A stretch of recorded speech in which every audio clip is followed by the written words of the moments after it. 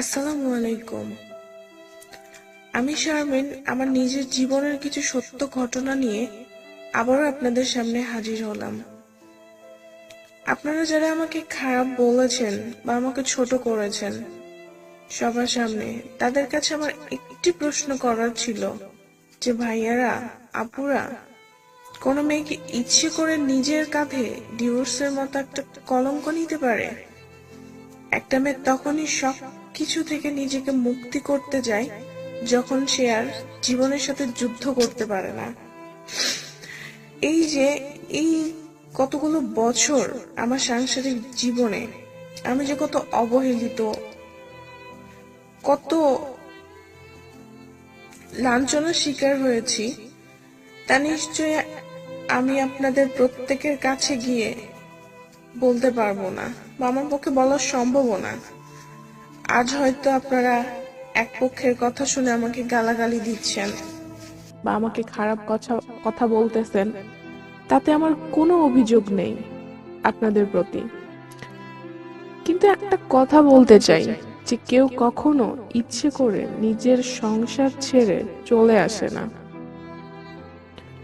একটা মেয়ে তার স্বামীর কাছে কতটা চাই, কি চাই তা আমি জানি না, কিন্তু আমি ওর কাছে শুধুমাত্র এতটুকু চাইতাম যে সারাটা দিন পর এসে রাতে আমাকে জিজ্ঞেস করবে আমি ভাত খাইছি কিনা, আমি অসুস্থ হলে আমাকে একটিবার বলবে আমি এখন সুস্থ আছি কিনা।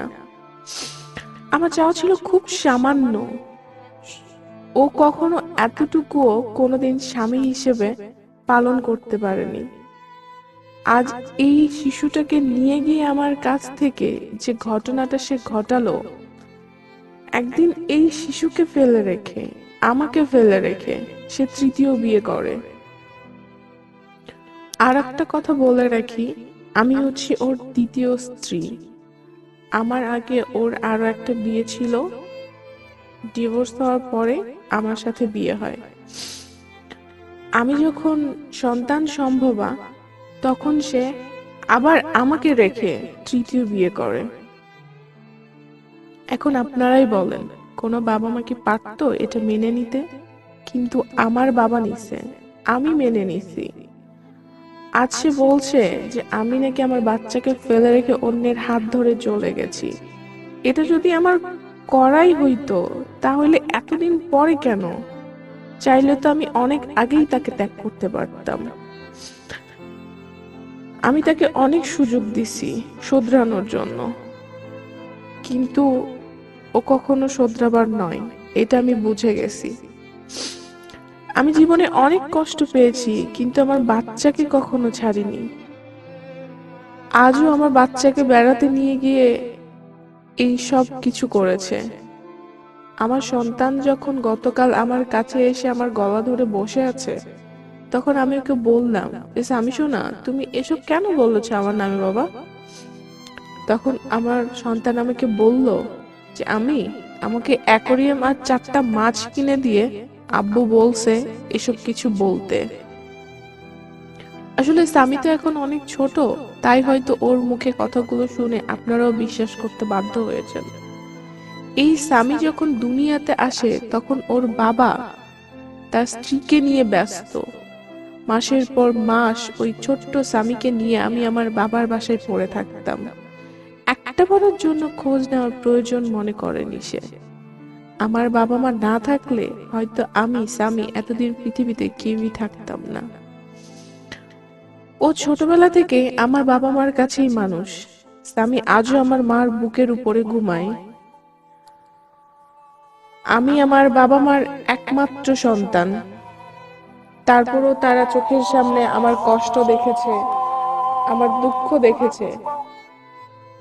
শুধুমাত্র আমার কথা ভেবে তারা কিচ্ছু করতে পারেনি। আমি বলতাম যে ঠিক আছে থাক, আরো দেখি, তাকে আরো সময় দিই, শোধরানোর সময় দিই। তাদের সামনে এসে আমি কান্না করছি, আমার কান্না দেখে তারাও কান্না করছে, কিন্তু কোনো দিন কাউকে বুঝতে দেয়নি। আচ্ছা, আপনারা এমন কোন স্বামীকে কি দেখেছেন যে স্বামী তার স্ত্রীকে বলে যে বলো তোমার ভালোবাসার কোনো মানুষ আছে কিনা, আমি তাকে তার কাছে তোমাকে নিয়ে যাব। আমি কথাটা শুনে রীতিমতো অবাক হয়ে তাকে প্রশ্ন করি, তুমি কেন আমাকে এরকম কথা বললে? সে উত্তরে দেয় যে আমি একজনকে খুব ভালোবাসি, তাকে আমি বিয়ে করব। এরকম কিছু আমি সহ্য করছি, তারপরেও থাকছি। আমি বলছি যে না, আমার কেউ নাই, এখান থেকে আমার যাওয়ার মতো জায়গা কোথাও নাই। আমি তাকে কোনোদিন কোনো কিছুতেই বাধা দিতে পারিনি, কারণ সে ছিল প্রভাবশালী। আমি এই কথাটাও বলতে চাই যে ওর কোনো কিছুর অভাব ছিল না, শুধু অভাব ছিল আমার প্রতি তার ভালোবাসার। শুধু এইসব নয়, আরো অনেক কিছু আছে। আমি হয়তো এই গোটা দুনিয়াতে এরকম একটা স্ত্রী যে তার স্বামী বিভিন্ন মেয়ের সাথে মেলামেশা করতে দেখেও নীরবে সহ্য করে গেছি, কাউকে কোনো দিন বলতে যাইনি বা কারো কাছে কখনো অভিযোগ করিনি। বারবার আমি তাকে জাস্টিফাই করছি, তাকে শোধরানোর জন্য ট্রাই করছি, বাট যখন আমি ক্লান্ত হয়ে পড়ছি তখন আমি আমার হালটা ছেড়ে দিছি। যাই হোক, এসব কিছু বলতে আমার নিজেরই লজ্জা করছে, কারণ কখনো ভাবিনি যে নিজের ভেতরের কথাগুলো কোনোদিন এইভাবে গোটা বিশ্বের কাছে তুলে ধরতে হবে। সবকিছু নীরবে সহ্য করতে করতে আমি যখন ক্লান্ত হয়ে পড়ি, তখন আমি আমার বাবা মাকে এসে বলি, তোমরা কি আমাকে জাহান্নাম থেকে মুক্তি দিবে, নাকি আমি মুক্তি নিয়ে তোমাদের সবার কাছ থেকে দূরে সরে যাব? তখন আমার ফ্যামিলিতে কথাবার্তা হয় এবং পারিবারিকভাবে আমাকে ডিভোর্স করানো হয়। আজ হয়তো আপনারা ওর চোখের পানি দেখছেন, কিন্তু একবার চিন্তা করুন তো, আপনারা কিন্তু ওর নিজের কেউ না, তাই আপনাদের এত খারাপ লাগছে, এত কষ্ট হচ্ছে।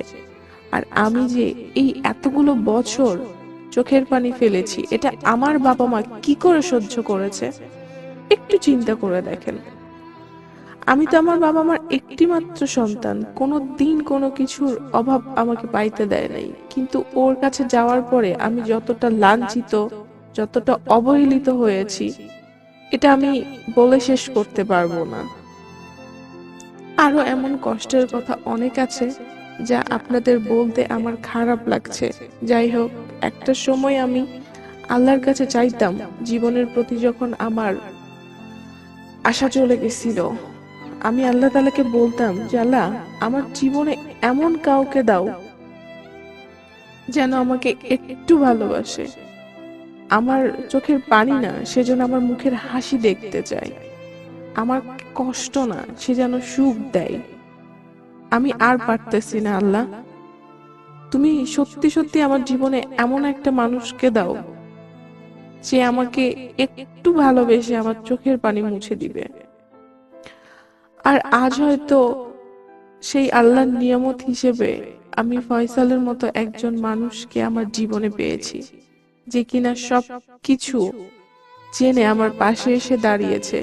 আজ আমি নিজেকে ধন্য মনে করি যে সে স্বামীকে আপন করে নিতে পেরেছে, স্বামীর মুখে তাকে বাবা বলে ডাকার অভয় দিয়েছে। আর শুধু ফয়সাল নয়, তার পুরো পরিবার আমার পাশে এসে আমার মাথায় স্নেহের হাত রেখেছে। আসলে আজও পৃথিবীতে এত ভালো মানুষেরা আছে, তাদের না দেখলে বুঝতে পারতাম না। ফয়সালের বাবা আমাকে মা বলে ডাকে, আর তার মা বলে আমি নাকি তার আরেকটি মেয়ে সন্তান। ওর দুই বোন আমাকে নিজের বোনের মতো ভালোবাসে। আমার জীবনে আমি যা যা কিছু চাইছি, তার সব কিছু আজ আমি পাইছি। আমার এখন মনে হয় যে তারা আমার জীবনে এসে আমার চোখের পানি তারা মুছে দিছে, আমার কষ্ট দূর করতে পারছে, আমাকে হাসতে শেখাইছে। আর আজ আমি প্রাণ খুলে হাসি।